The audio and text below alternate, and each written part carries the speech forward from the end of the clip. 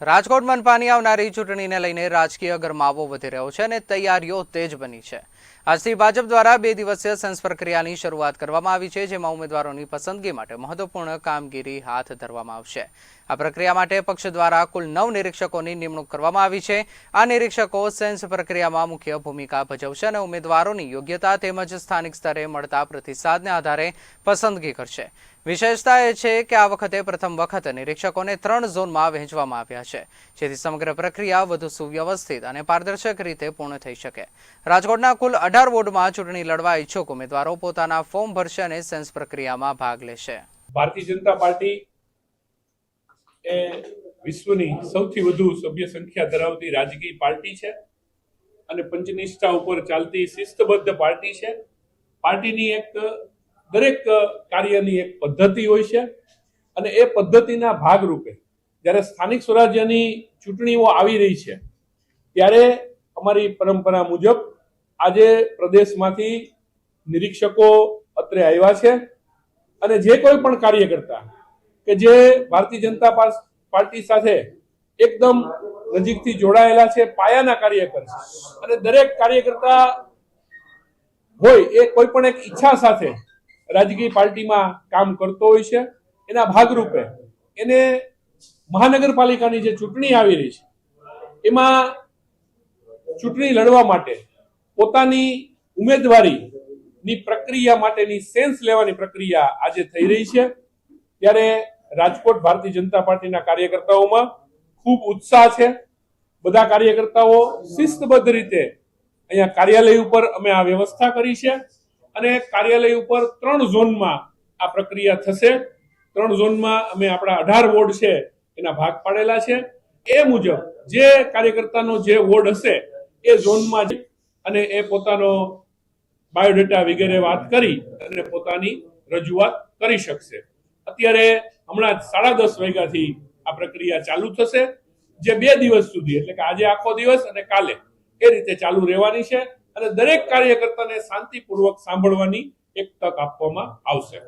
ભારતીય જનતા પાર્ટીમાં દરેક વખતે આ જ રીતની અમારી સિસ્ટમ હોય છે કે ભાઈ દરેક કાર્યકર્તા અમારી માટે ખૂબ અગત્યનો છે અને એની માટે એને કોઈ એવી રજૂઆત કરવા માટે બધાને લઈ સ્વાભાવિક છે કે દરેકને એમના જે સમર્થકો હોય એમાં ઉત્સાહ હોય એ સ્વાભાવિક છે, પરંતુ ભારતીય જનતા પાર્ટીનો કાર્યકર્તા એક પદ્ધતિ સાથે કામ કરવા ટેવાયેલો છે। ત્યારે એના ભાગરૂપે પોતે વ્યક્તિગત આવી અહીંયા અમારી એક પ્રક્રિયા છે ફોર્મ ભરવાની, એ ફોર્મ ભરી અને પોતે પોતાની વાત રજૂ કરી શકશે। મેં પહેલા જ કહ્યું એમ કાર્યકર્તાઓમાં ખૂબ ઉત્સાહ છે। હવે એ હમણાં પ્રક્રિયા શરૂ થાય અને જે રીતે કાર્યકર્તાઓ આવશે અને દરેક કાર્યકર્તા પોતાની રજૂઆત કરશે એ પછી સાંજ સુધીમાં એ વસ્તુ ક્લિયર થશે। આજે જેટલા વોર્ડ છે એનો સાંજ સુધીમાં અમને ક્લિયર ખબર પડી જશે। ના, ફોર્મ મેં વાંચેલું છે, ફોર્મ સરળ છે, કોઈ તકલીફ પડે એવું નથી, કેમ કે આ ફોર્મ પહેલી વખત નથી આવ્યું। આ ફોર્મ અમારી પ્રક્રિયાનો એક ભાગ છે અને તકલીફ પડે એવું નથી। અમારા કાર્યકર્તાઓ, સિનિયર કાર્યકર્તાઓ અને કાર્યાલયનો સ્ટાફ આની મદદ માટે નીચે અમે વ્યવસ્થા રાખેલી છે। પસંદગી માટેના ક્રાઇટેરિયા અમારું પાર્લામેન્ટરી બોર્ડ અને અમારું પ્રદેશનું શીર્ષસ્થ નેતૃત્વ નક્કી કરતું હોય છે કે જે તે સમયે એ અમને માહિતી આપશે અથવા તો એ લોકો એ રીતે નિર્ણય લેશે। હાલ એવી કોઈ અમને સૂચના નથી, એટલે અત્યારે તમામ કાર્યકર્તાઓ ફોર્મ ભરી શકશે। રાજકોટ મહાનગરપાલિકાની સ્થાનિક સ્વરાજની ચૂંટણી લઈને ભારતીય જનતા પાર્ટી દ્વારા કહેવાય કે તમામ ગતિવિધિઓ છે તે તેજ કરવામાં આવી છે। ખાસ કરીને રાજકોટ મહાનગરપાલિકાના 18 વોર્ડના 72 ઉમેદવારો માટે હાલ જે સેન્સ પ્રક્રિયા છે તે લેવામાં આવી રહી છે। દરેક વોર્ડની અંદર કહેવાય કે સેન્સ પ્રક્રિયા છે તે યોજવામાં આવી રહી છે। ખાસ વિધાનસભા વાઇઝ અલગ અલગ બેઠક વ્યવસ્થાઓ છે તે કરવામાં આવી છે। તો આ ઝોનની અંદર કુલ 9 જેટલા જે નિરીક્ષકો છે તેઓ કહેવાય કે તમામ જે ઉમેદવારો છે તે અમને સાંભળશે અને ત્યારબાદ કહેવાય કે ઉમેદવારો જે નક્કી કરવામાં આવશે। ખાસ કરીને કહેવાય કે આ વખતે જે નો રિપીટ થિયરી સહિતના જે કહેવાય કે આ નિયમો છે તે લાગુ પડે છે કે કેમ તેને લઈને પણ કહેવાય કે ઉમેદવારોમાં એક જોવા મળી રહી છે, કારણ કે 3 કરતા વધારે વખત ચૂંટણી લડી ચૂકેલા તેમાં 60 થી વધુ ઉંમરવાળા જે વ્યક્તિઓ છે તેને લઈને પણ ત્યાંથી જે કહેવાય કે ઉમેદવારોમાં એક પ્રકારે લાગણી છે લાગી રહી છે કે તેમને ચૂંટણી લડવા દેવામાં આવશે કે કેમ, ત્યારે ખાસ કરીને અનેક ઉમેદવારો પણ છે, દાવેદારો છે। શું કહેશો કયા વોર્ડમાંથી દાવેદાર કરવા? વોર્ડ નંબર 1 માંથી દાવેદારી કરું છું। ખાસ કયા એવા કામો છે જે કરવાની વોર્ડમાં જરૂર છે, તો એ કામો છે જે બાકી છે? અમારો વોર્ડ એકદમ વિકસિત જ છે, પણ નવા ભણેલા વિસ્તારમાં અમુક કામ જે બાકી છે એ કરવાની નેમ સાથે આવ્યા છે। અનેક વોર્ડ નંબર 1 છે ખૂબ જૂનો છે, ભાજપનો ગઢ પણ ગણાય છે, પરંતુ સ્વચ્છતાના પ્રશ્નો હોય, રોડ રસ્તાના પ્રશ્નો, આને લઈને લોકોમાં એક રોષની લાગણી છે કે આ વિકાસના કામો હજુ બાકી છે. તો લાગે છે કે આગામી સમયમાં હજી કરવાની જરૂર છે. વોર્ડ નંબર 1માં અત્યાર સુધીમાં ઘણા બધા કામ થયેલા છે. જૂનો વિસ્તાર છે ત્યાં પણ કામ થઈ ગયા છે અને નવા વિસ્તારમાં અમુક નવું ભણ્યો છે. એ વિસ્તારમાં રોડ રસ્તાના જે અમુક પ્રશ્ન છે એ વ્યવસ્થિત આવતી ટર્મમાં પૂરા કરવાની નેમ છે અમારી. જે રોડ રસ્તા છે અમુક પ્રશ્નો છે તે પૂરા કરવાની નેમ છે. ખાસ કરીને શું કહેશો ક્યાં વોર્ડમાંથી હું દાવેદારી છે કરી તેજસ ત્રિવેદી વોર્ડ નંબર 1 માંથી દાવેદારી કરેલ છે.